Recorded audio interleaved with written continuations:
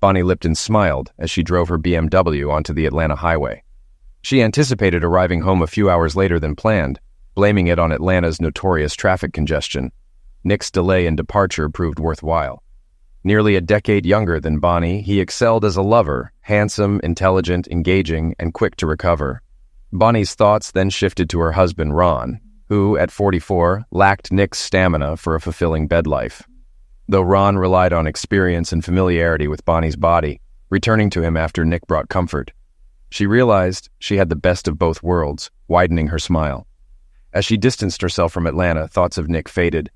While he was enjoyable company, Ron and her daughter Casey were her true loves.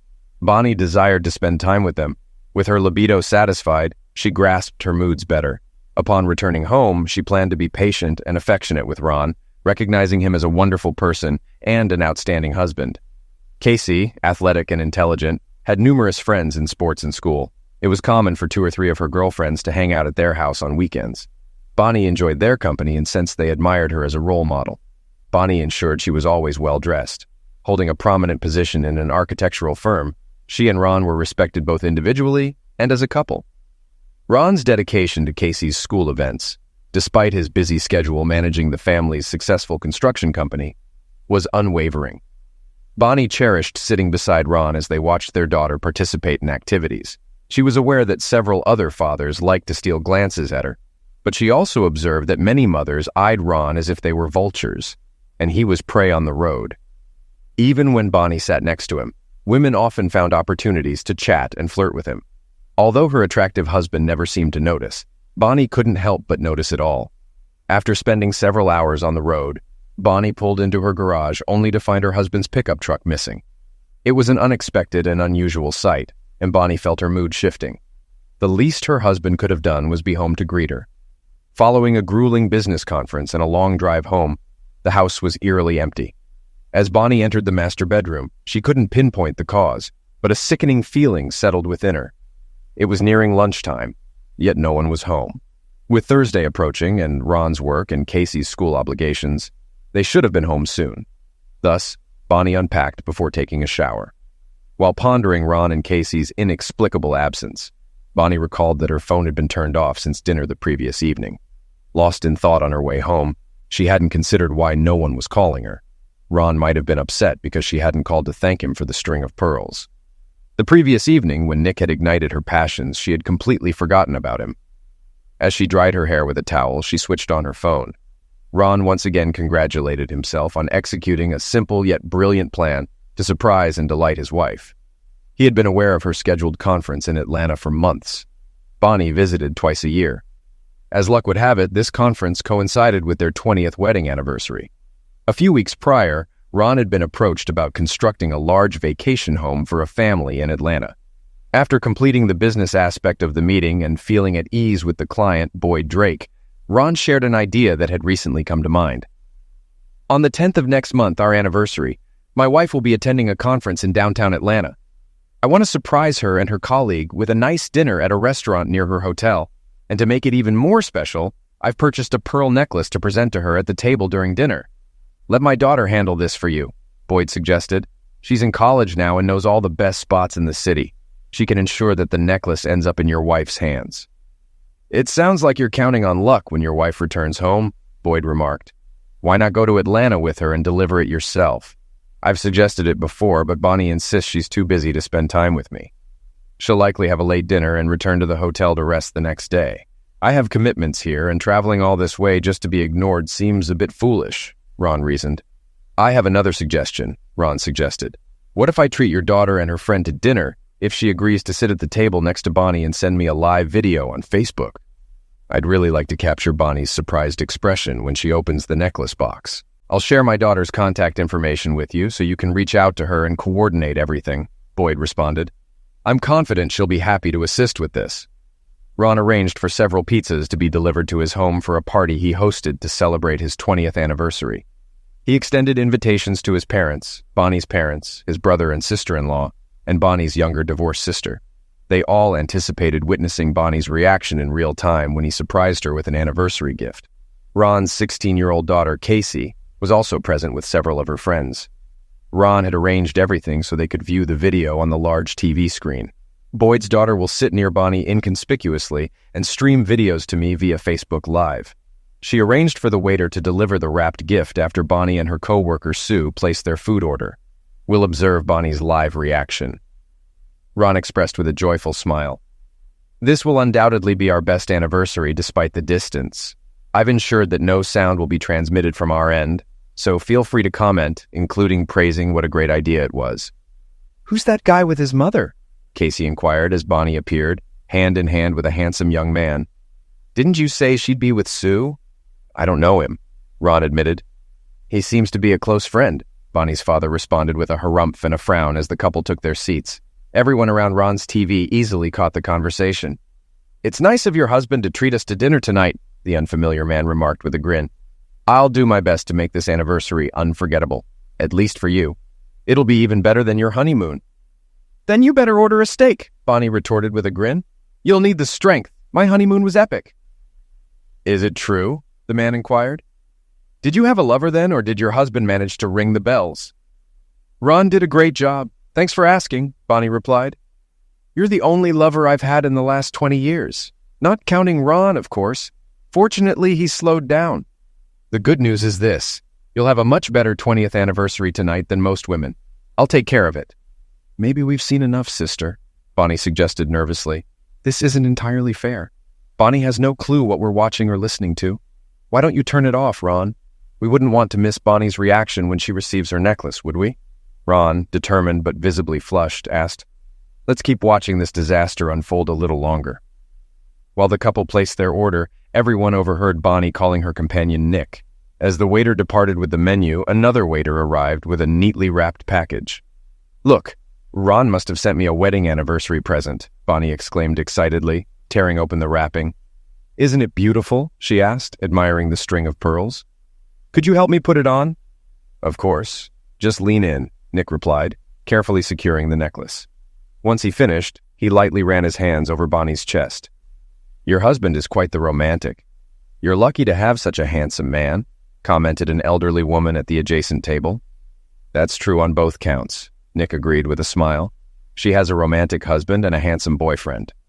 Bonnie shot Nick a sharp look, but the older woman simply chuckled at his remark. I gave you a pearl necklace last night, which I think looks much better on you than this one, Nick quipped, leaning in to kiss Bonnie on the lips. That's the difference between a husband and a lover, Bonnie said with a sultry grin. Husbands give us jewelry, and lovers give us pleasure.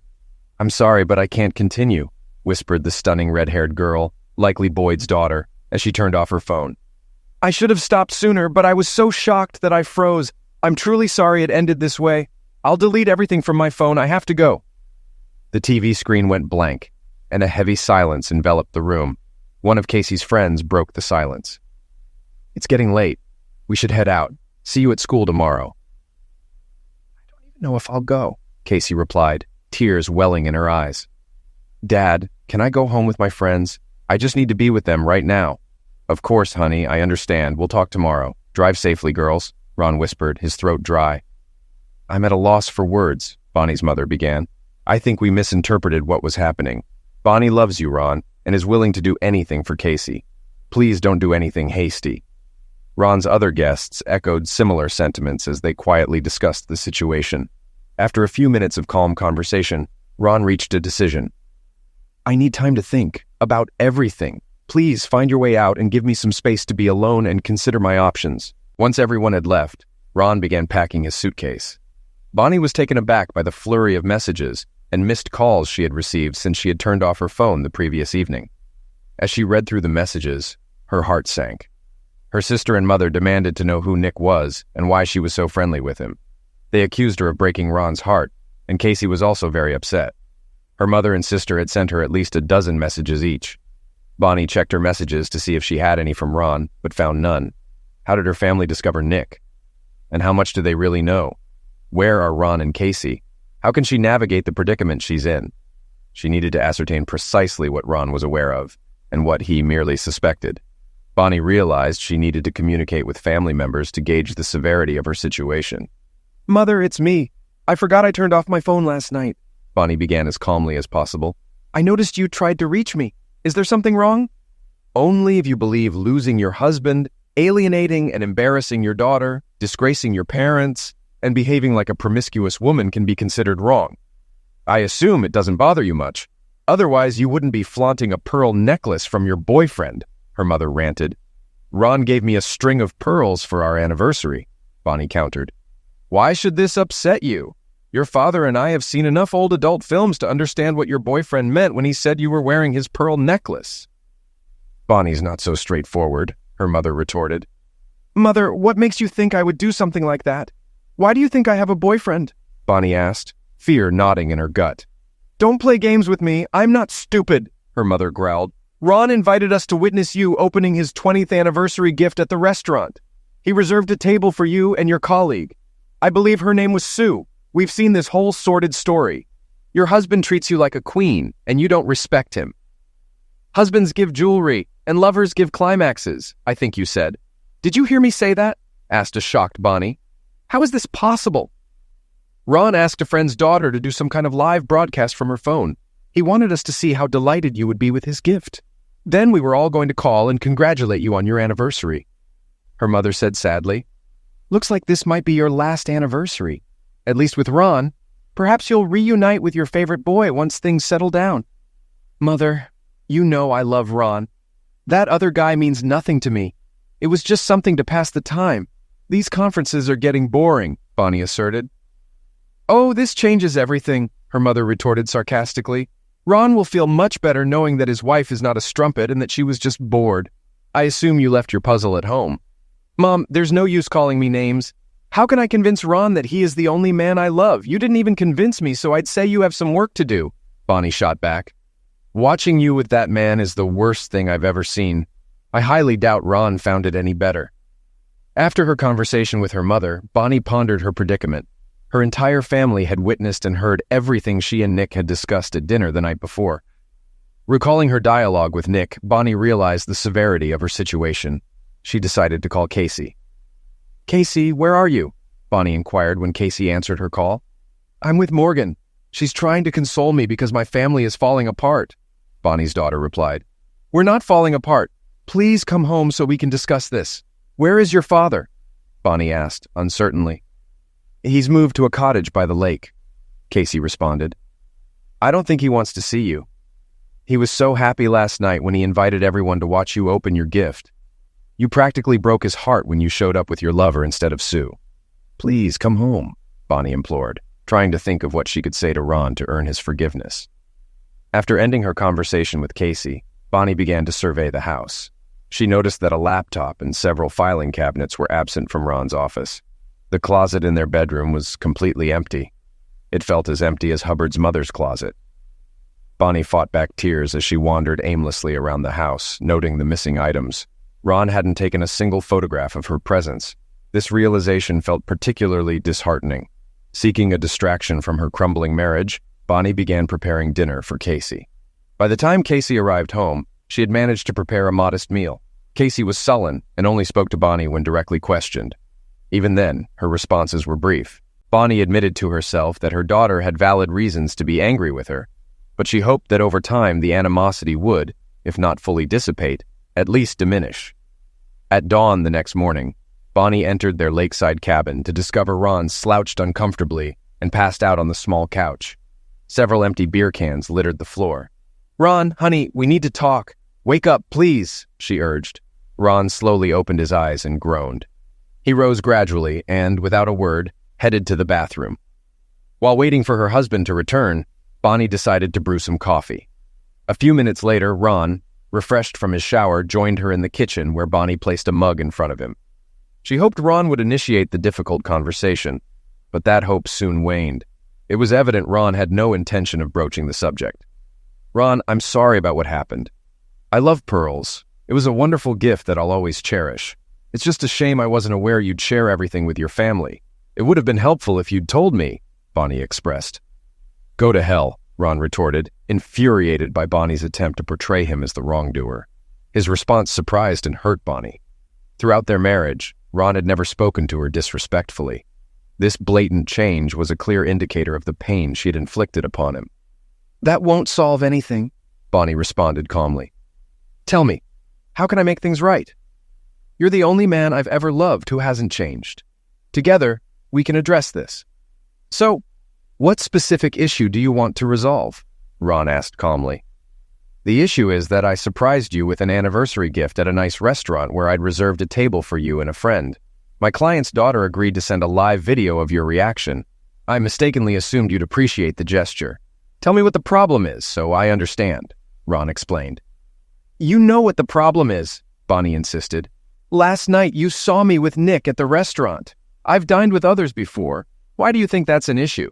Ron inquired. You know perfectly well why this is a problem. I told you I was dining with Sue, but I was actually with Nick. You overheard our conversation and learned we slept together. That's the problem we need to address.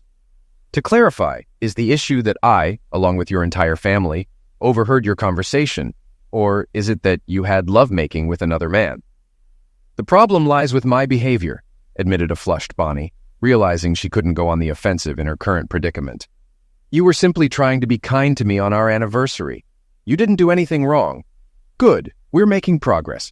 Now, explain why you cheated on me behind my back. For how long, and with how many men? Ron pressed. Let's not resort to vulgarity or offense, replied an emotionally overwhelmed Bonnie. Casey is undoubtedly your daughter. Nick has been my sole partner since we started dating. Your remarks about my fidelity and Casey's paternity were needlessly hurtful. I'm struggling to comprehend your reasoning, Ron retorted. You admit to cheating, yet you insist there's a limit to how unfaithful you are. You want me to be polite and understanding, even gullible, when you claim to belong to just one man. Are you proud of your limited infidelity? And for the record, how long have you been involved with handsome Nick? How often did you conveniently forget to disclose these details when denying being promiscuous?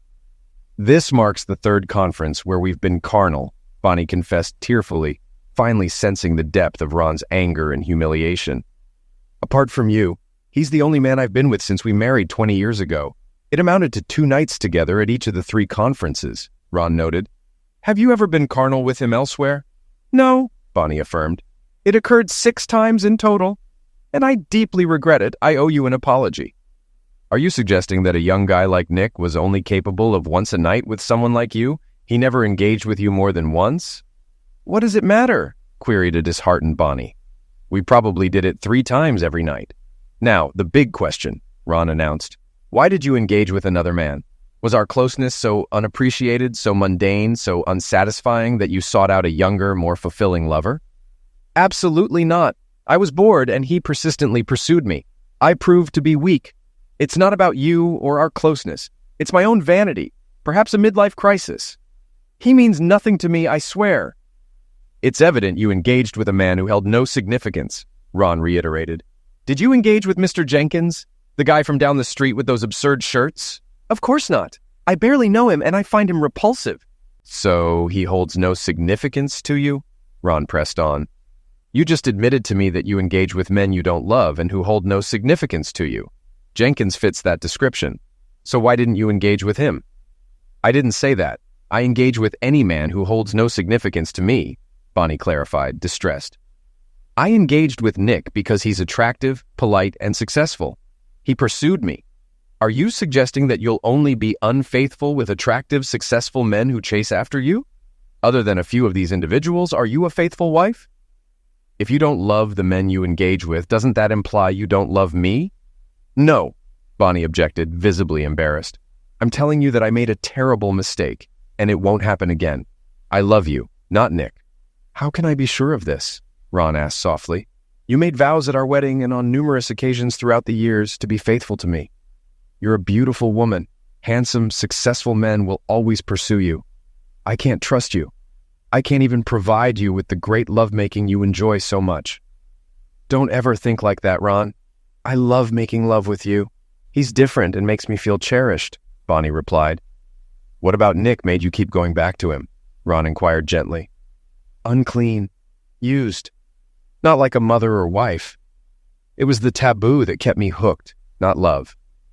What did you do with him and how? Ron asked quietly. Why does it matter? I love only you, Bonnie objected, visibly embarrassed. I have some things to consider. You stand here telling me you love me, not him. But you engaged in carnal relations with him. It's hard for me to grasp that you're willing to do more for someone who means nothing to you than for the person you love, Ron reasoned.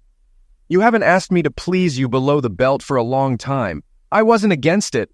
I thought you'd lost interest, Bonnie defended, aware of how feeble her words sounded. Yes, what husband would want that from his wife? Especially when she freely gives it away. You assured me on our honeymoon that I'd be the only man you loved, Ron reminisced. You and the handsome guy must have had quite the time with me. Everything was wrong. He never mentioned you. I wouldn't tolerate that, Bonnie insisted. You seem to forget I heard several minutes of your conversation. This idiot insulted me several times, and you went along with it. Remember when he hinted he'd give you a better 20th anniversary than most wives? You didn't object, did you? Why are we wasting time here? Ron demanded suddenly. You found someone new. I accept it. It seems you should too. Why pretend you want to remain married? It's clear you didn't enjoy being my wife, and let's not even discuss bad lovemaking. You're beautiful, successful, and smart, and I bring nothing to the table. It was only a matter of time before you sought something better.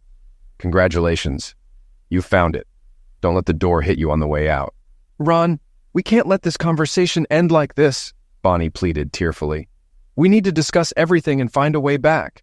You can have your lawyer speak to mine. It's over between us, Bonnie. I'm filing for divorce. You left me no choice that day, Ron declared firmly. Bonnie went to work but was confronted in the break room by an angry Sue. Why did Ron inquire about me accompanying you to Atlanta for a conference? You know I stopped attending them after you started spending your nights with Romeo from the Chicago office. I won't be used as a cover for your infidelity. Did Ron contact you? And what did you tell him? I have to admit the truth. I skipped the last two conferences. I thought you had informed him that we were supposed to share a room and attend the conference together, Sue lamented. That's not a concern anymore. Ron found out everything on this trip. I think he's going to divorce me, Bonnie confessed. What else did you expect? Sue demanded. No decent man could tolerate this level of disrespect.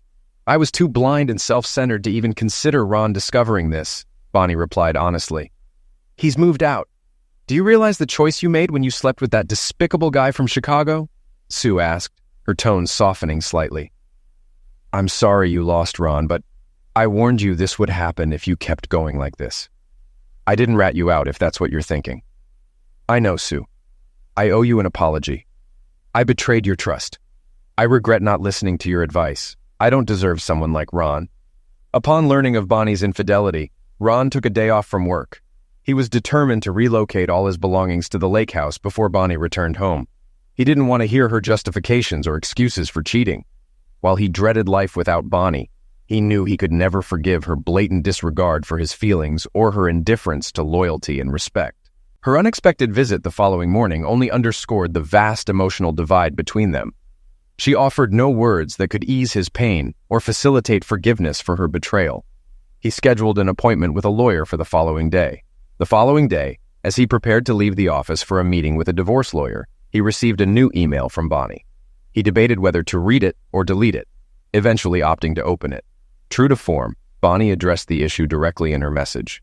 Ron felt only despair as he read her confession and plea for forgiveness. It was typical of her to accept responsibility for her actions after reflecting on the situation. She was a strong woman, demanding the best from both herself and others. Feeling hollow, Ron saw no reason to respond to the letter. When Bonnie arrived at Ron's lake house, her sole source of information about Ron was Casey. On Friday afternoon, Casey informed Bonnie that she would be spending the weekend at her dad's cabin, with Ron bringing her home on Sunday evening. Bonnie realized this would likely be the pattern of her life moving forward. She spent a miserable weekend contemplating how she had ruined her life and whether it was even possible to fix it. Had she irreparably damaged her once happy marriage? Upon returning home on Sunday evening, Casey appeared somber. Dad has decided to divorce you. He can't stay with someone who has lost all respect for him. I saw him cry multiple times this weekend. I've never seen him like that before, Casey revealed. Do you realize how much you've hurt him? Maybe your boyfriend is better than Dad.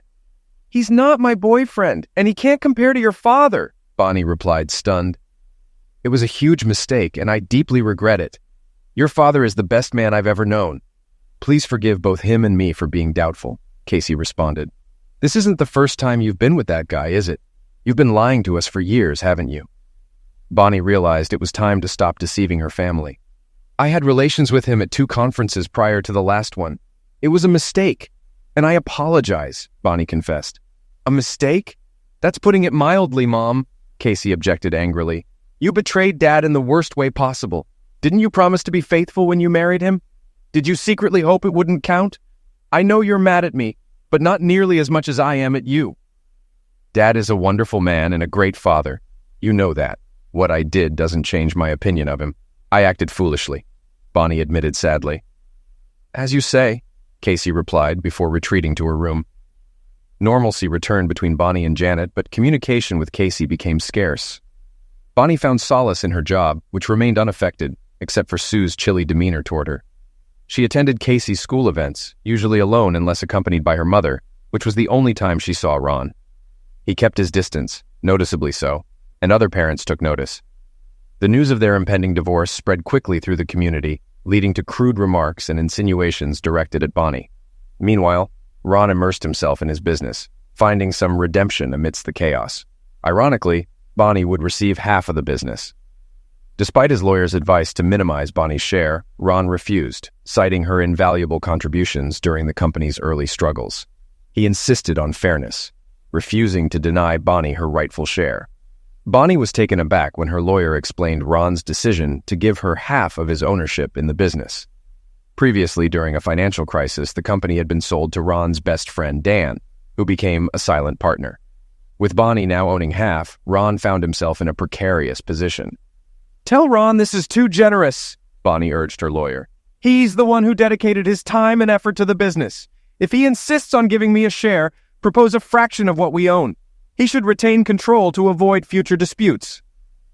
Ron remained steadfast. When spring arrived and the snow melted, Bonnie found herself single again and a third owner of Lipton Enterprises. Ron cut all ties with her, even refusing to speak on the phone. Casey expressed her desire to spend the summer between her junior and senior years with her father at the lake house. While Bonnie recognized it as another form of punishment from Casey, she accepted that she had brought upon herself her daughter's disdain. Ron, on his part, was thrilled. He devised plans to nearly double the size of the cottage.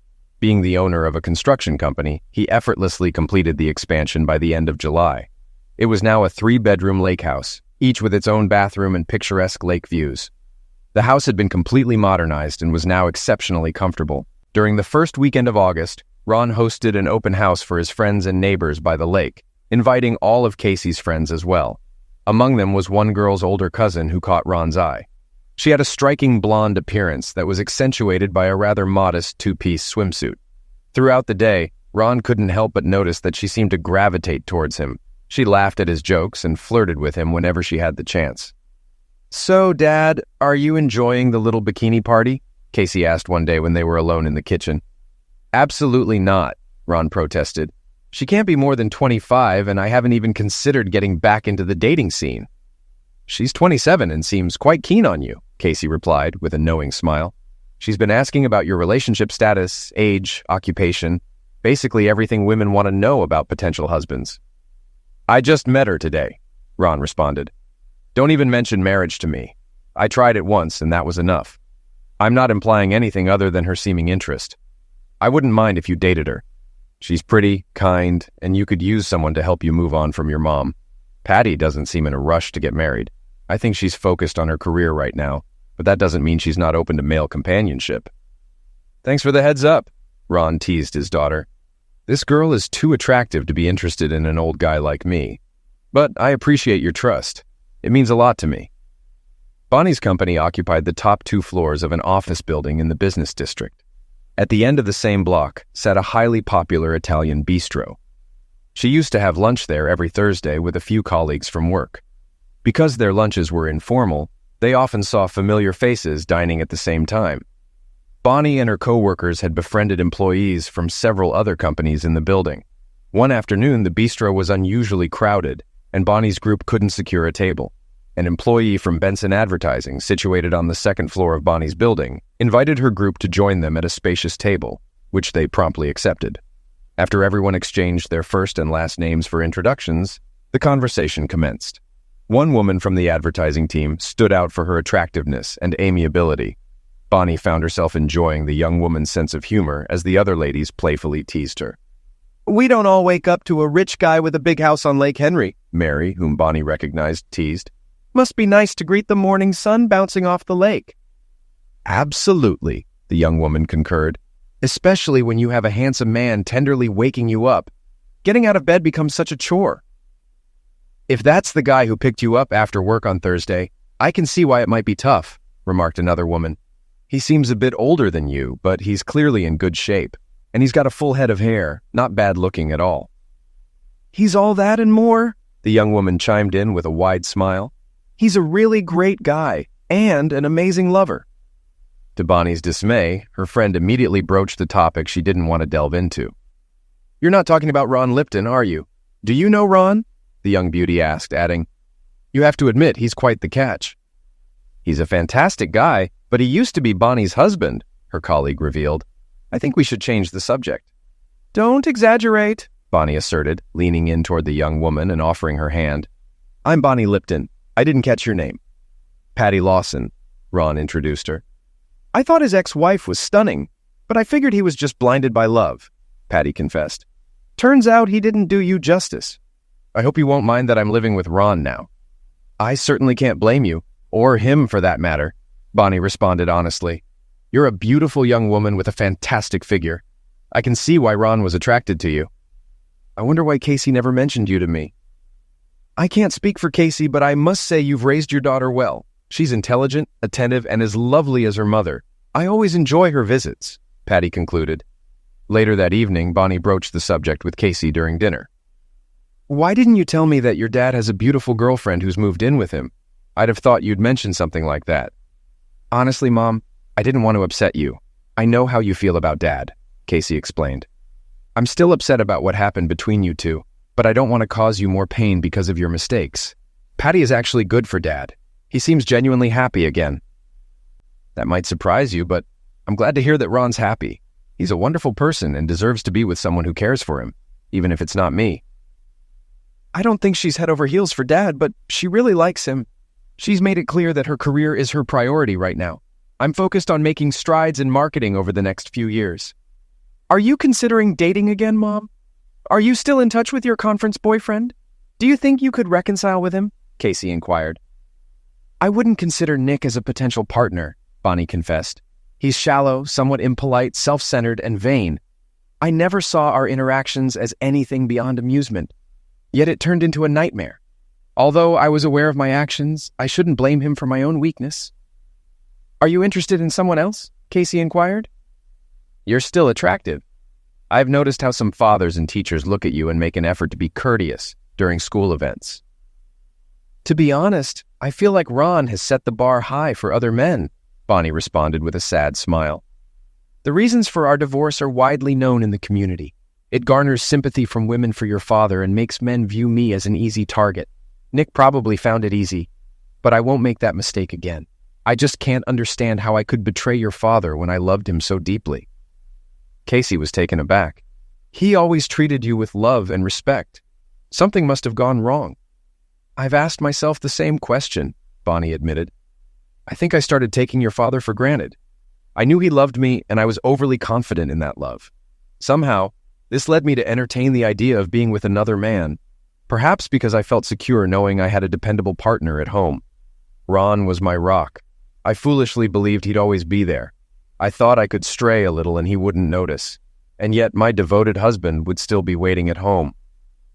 I hope you find a man like Ron when you're ready to settle down and learn from my mistakes. Never take more than you give in a relationship.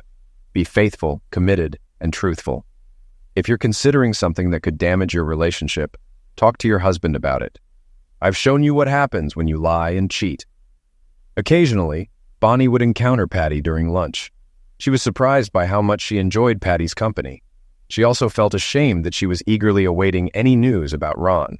Casey refrained from divulging too much about her father to Bonnie, recognizing that certain personal details were off-limits to share as his daughter. Meanwhile, Patty freely conversed about Ron with her friends. It's evident that you still care deeply for Ron, Patty observed during a lunch conversation with Bonnie. He never speaks ill of you, but it's clear you hurt him deeply. I won't judge, but I personally couldn't imagine betraying someone I'm in a relationship with. It's hard to reconcile that with the person I see and hear from you. someone who seems to love and respect him. I would urge you to keep that in mind when the initial passion wanes and you're faced with the realities of everyday life, Bonnie responded. I lost my path and paid the price. Love isn't always about excitement and luxury. Sometimes it's about mundane decisions like when to clean the septic tank or what color to paint the house. It all becomes routine, but that's normal. Ron is an upright businessman, a devoted friend, and an exceptional father. I'll always love him, but I betrayed him in the worst possible way. I've learned my lesson, perhaps a bit too late. Last night, I informed Ron that I've accepted a job offer in Seattle and will be leaving in 2 weeks. It's a fantastic opportunity for me. I've always prioritized my career, but I can see that my news upset him, Patty shared. I'm telling you this so you understand what he's going through and maybe offer him support if he becomes down. He truly is a wonderful man. He may not be my lifelong partner, but I'm sure he'll miss you dearly, Bonnie remarked. Ron doesn't make decisions lightly. If he invited you to live with him, it speaks volumes about how highly he regards you as a person, not just for your looks. Yet he's resilient. I tested his strength, but he emerged stronger. He's made significant progress. Bonnie began with a faint smile. He'll miss you, but he's a great catch, and I doubt his bed will remain empty for long. Yes, that's why I'm sharing this information with you first, Patty responded with a smile of her own. What you choose to do with it is entirely up to you. Just a week later, Ron's closest friend and covert partner, Dan, requested Bonnie's presence for lunch at the bistro. Despite the crowded room, they managed to secure a small table in a corner. After exchanging pleasantries and formalities, Dan proceeded to explain the purpose behind their meeting. You're aware of that plot of land Ron purchased on Route 21 near the river? I've got a buyer who's willing to shell out nearly $2 million for it. Ron practically snagged it for a steal. The profit margin would be immense. Your share as a third owner would amount to over $500,000, Dan elaborated. Ron mentioned that this land could be a valuable investment, likely to appreciate significantly in the future. Do you think he's considering selling it? Bonnie inquired, curious about her involvement in the discussion. That's the issue, Dan responded. He's contemplating offering it for a long-term lease instead. He wants to ensure the contract includes provisions for his company to construct facilities tailored to the tenant's business needs. That sounds like Ron, Bonnie admitted with a grin, acknowledging his astuteness and business acumen. I'm certain he's crunched the numbers and believes his strategy will yield greater long-term gains. What's the concern? My inclination is to capitalize on a quick profit by selling the land. Planning a decade or more ahead is commendable, but I'm more inclined to secure the funds now. You and I each own a third of the company, so together we could push Ron to accept the offer and then distribute our share of the profits. Ron won't lose out. He'll receive $500,000 in cash to smooth over any potential friction, Dan proposed. As Bonnie listened to Dan's suggestion, she felt her frustration mounting. Are you suggesting I betray Ron's trust? Do you think money holds greater value for me than preserving Ron's trust, as you seem to imply? Let me make one thing clear. Ron would perceive this as a complete and utter betrayal from both his wife and his closest friend. This would be the ultimate blow to him, Bonnie retorted firmly. Worse than his wife engaging in an affair with some young guy at a conference? Dan teased. You're his ex-wife for a reason. You've already betrayed him. He divorced you for your infidelity. This is an opportunity to seek a little retribution and, simultaneously, secure a substantial sum of money, Dan reasoned. I acknowledge that I betrayed Ron, and I take full responsibility, Bonnie responded, her anger barely contained. I acted foolishly and selfishly, but I never intended to inflict injury upon him. He deserves better than both of us and deserves far more trustworthy business partners than either of us could ever be. That's precisely why I'll never betray him again. I'd sooner lose every penny than cause Ron further pain. I've already demonstrated that I was a terrible wife, and now you've proven yourself to be a disloyal friend and partner. Ron will have control over my share of the company for as long as I live. In fact, I'll be drafting a new will to ensure Ron inherits my share upon my passing. You should have more faith in his business acumen. With a surge of anger, Bonnie rose from her seat, dropping money on the table to cover her half-eaten lunch. She locked eyes with Dan. Please refrain from attempting to steal from me again. Nearly a month later, Bonnie opened the door to find Ron standing on the porch. She was taken aback by the sight. Ron had intentionally avoided her since the day she returned from the disastrous conference. Ron, please come in. Everything is all right. Casey left a few moments ago if you're looking for her, Bonnie said, feeling a rush of excitement at Ron's unexpected visit. I'm available to talk if you've got a moment, Ron initiated as he stepped into the house that had been his for over 15 years. "Could you spare a few minutes? If you're busy, I can come back later." "I'm not occupied," Bonnie promptly replied. "And I just brewed some coffee. Why don't we sit in the kitchen?" "Thanks for accommodating me so quickly," Ron said, grabbing his coffee mug. "You always brewed top-notch coffee. I didn't even know how to make it when we first got married," Bonnie reminisced with a smile. "It took me some time to get the hang of it." "I didn't marry you for your coffee-making skills," Ron retorted. "You had other qualities that I found much more appealing." "I don't recall you calling them qualities," Bonnie chuckled, "but I do recall you calling them Smith & Wesson on a few occasions." "Yeah, you brought out the big weapons, and I was defenseless against you," Ron admitted. "Patty must have you wrapped around her finger or some other part of her body," Bonnie teased. "She's quite charming. I appreciate how fondly you've treated her. She holds you in high regard. Her opinion of you is one of the reasons why I'm here." "Couple of weeks ago, one of her friends overheard your conversation with Dan during lunch. Patty mentioned it before heading out west. She believes your dedication and integrity have been outstanding." "I have to agree. Despite how I treated you during the divorce, you flatly refused Dan. Many women whose husbands divorced them so swiftly would seek revenge, or at least recompense. I'd never do that to you, Ron. I understand how diligently you work on your projects and how much they mean to you. I also know you'll ensure this property generates far more revenue than Dan anticipates." "He's underestimating you," Bonnie concluded. "I appreciate your vote of confidence. Patty helped me come to terms with the fact that you were my partner, even though I often ran the business as if it were solely mine. I want to hear your thoughts and what you'd like to do," Ron stated. "If you're inclined to sell this property and split the proceeds, I'm on board. Dan's been pushing for a sale," Ron revealed. "I suspect he's short on cash. He believes that selling this land will net each of us $500,000 without cutting into his stake. Is this something you're interested in too?" "I believe you've got plans for this property that will benefit the company and earn goodwill from the community," Bonnie replied with evident pride. "You've never been one to seek quick profits. I've always known you aim to uplift the area while making solid profits. You've got something in mind for this site, don't you?" "I've been negotiating a long-term lease with General Hospital to construct an emergency care complex here," Ron admitted. "It won't yield as much profit as the luxury condo project Dan's firm is pushing for, but it'll still be lucrative and come with a guaranteed contract. Plus, it'll create jobs and foster goodwill." "I had a feeling it might turn out this way," Bonnie responded with a hint of satisfaction. "You're not just a savvy businessman, but you also invest in the community. That's what distinguishes you from folks like Dan. Dan's all about quick profits, but I don't share that mindset. From what I gather, he pitched his idea to you, and you turned him down. I have complete faith in you, Ron. You've never given me a reason not to trust my judgment. I'll stand by your business decisions no matter what," Bonnie assured. "It might sound odd since you've got every reason not to trust me, but it's true. I've been thinking about how Dan's meddling with your business. It crossed my mind that we should buy him out. If he's short on cash, he might entertain a reasonable offer. It'd be a win-win. He'd be content, and you'd have full control over your business," Bonnie reasoned. "I've considered it, but I don't have the capital to pull it off," Ron admitted. "We could sell this house," Bonnie proposed. "I can find a nice 2-bedroom apartment for Casey and me. Over the years, we've amassed quite a bit of equity. The house is nearly paid off, and you've made significant upgrades. It should provide enough to buy out Dan's share now that we're divorced. This is your home.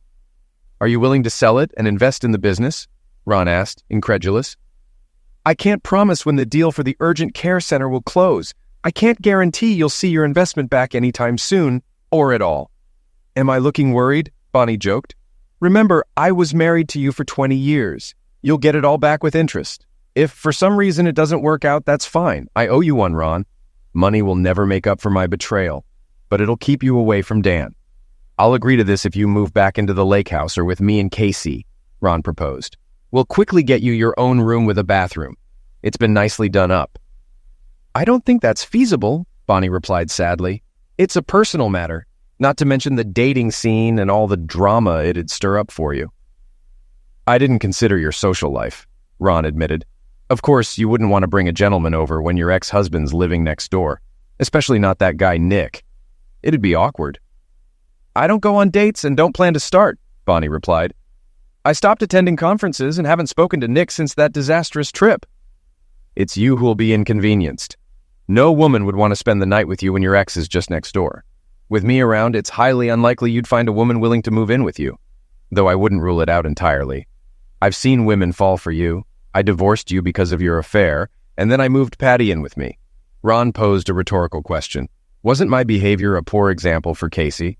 My only justification is that I was feeling depressed and lonely. Another man took my wife from me, and my self-esteem hit rock bottom. Patty managed to restore it. I regret damaging your self-esteem. I wish this hadn't occurred. But I don't hold you responsible for falling for Patty. She's an exceptional woman. You're single and free to pursue any relationship, Bonnie remarked, adding, I don't think I've ever properly apologized for my actions. You weren't the cause of it. It's all on me. I made a huge mistake, and I'm genuinely sorry for the pain and trouble I caused you. You really hurt me, Bonnie. I've never been unfaithful. I lived for you and Casey. I went from having everything to feeling like a complete failure, Ron confessed. Patty helped me realize that while I may not have been a perfect husband, I wasn't the reason for your infidelity. If you weren't happy with our marriage or our closeness, you could have told me. I would have tried to improve if I'd known. I was just naive, not unhappy, Ron continued. You were an excellent husband, a wonderful father to Casey, and a fantastic lover, Bonnie acknowledged. I lost my way and deserved to be unhappy. It might sound odd, but being unhappy brings me some sort of solace. I feel like I'm paying for my mistakes. Perhaps you could at least come and see the lake house, Ron proposed. I'd like to show it to you and get your feedback. I've incorporated some of the ideas we've discussed over the years into the renovation. I think you'll approve. Casey has a volleyball match in 2 hours. Can we postpone this offer? Bonnie requested. Let's check it out before the match. We can go together, Ron suggested, and then I'll bring you back here. Aren't you concerned that people will assume we're back together if we go as a couple? You usually keep your distance from me, Bonnie pointed out. Yeah, I was a bit harsh, but in my defense, you messed up me and our marriage. You couldn't expect me to be friendly towards you, Ron argued. Actually, you were much kinder to me than I would have been to you if roles were reversed, Bonnie admitted. Your settlement offer was overly generous. We both know it seems like your kindness is paying off, Ron grumbled. We're considering selling the house to buy out Dan's share. I still find it hard to believe that you're willing to do this. Honestly, Ron, you can take whatever you want from me. You've always been honest with me. I know you won't damage me, even though I deserve it. Let me give you a tour of the lake house, Ron suggested, aiming to shift the conversation and compose his emotions. As Ron guided Bonnie through the house, she admired the renovations. You've done an amazing job. Casey's room is spacious, and having her own bathroom is every teenage girl's dream, she remarked. When Ron showed Bonnie the second bedroom, she felt it was time to address the elephant in the room. It's a lovely room with another fantastic bathroom, but I can't stay here, Ron. It would be too painful for me to see you every day and be reminded of what I've lost. We'll sell the house, and I'll rent an apartment. I'll be okay. We need to head out soon for Casey's match. Let me show you the master bedroom, Ron urged. It's larger than the others. I'm sure you'll love it. It's beautiful. You've done an excellent job as always, Bonnie complimented, examining the bedroom. That's why your business is thriving. You have an eye for detail. Would you stay with me and Casey if you had this room? Ron asked abruptly. I'd still have to see you every day, and I don't think I could handle it, Bonnie replied sadly. I didn't mean for it to be exclusively yours, Ron explained anxiously. I thought maybe we could share it. Bonnie raised her eyebrows, scrutinizing Ron's expression. Are you asking me to share your bed? Since the day I found out about your affair and left, I've felt awful. I miss you so much it hurts sometimes. You messed up big time. But I slept with Patty for months. That lessened the blow a bit, but didn't erase it. I wonder if we can move past all this and try to be together again. I won't be your doormat, Bonnie asserted. If you want to punish me further, I won't do it. If I move in with you, I'll be completely faithful and expect the same from you. No more young beauties in your bed. It'll be just me, or I'll be gone in a heartbeat. I've worked hard to regain my self-respect, and I intend to keep it. I love you, Ron, but you have to be all in, or I'm out. Casey was taken aback when her parents walked into the gym, arm in arm. She rushed over to them to speak privately. Mom, Dad, does this mean... Casey started, but Ron smiled and nodded before she could finish. Casey hugged her mother tightly and whispered in her ear, Welcome home, Mom. I love you, but don't ever cheat on Dad again. I have a friend with a single aunt who's even more beautiful than Patty.